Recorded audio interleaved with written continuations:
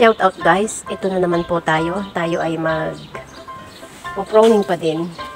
Kahapon, ayan, ang aking ginawa. Naglagari ako ng mga sanga sa ilalim. Yan. Hindi pa nga tapos eh. Itong itaas hindi pa. Inuna ko lang muna yung baba.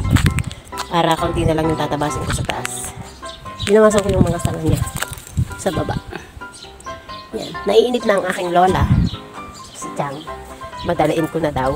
Pero gusto ko kasi pulido yung aking trabaho eh. Kahit medyo matagal. Tinutulang ko siya ng mga sanga sa ilalim. Mga sanga. Yan. Ito naman, sa bandang itaas. Tapos na siya, pero ikakat ko pa rin. May mga sanga pa din ako ditong babawasin. Ang kapal eh. Yan. Yan. Hanggang dun. Pero, hindi ko alam kung ano unahin ko, kung maglalagari muna ako o magtatabas ako dito sa itaas. Kasi ang hula nga ay inip na. Ito ang aking mga gamit. Gunting, lagari, at saka ito. Sa may liit na sanga, yun ang ginagamit ko. Siyempre, ayan.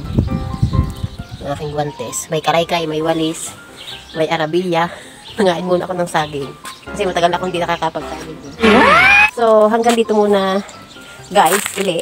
At sa susunod kong vlog, abangan kung ano ang aking gagawin. Bye-bye na guys. Bye-bye.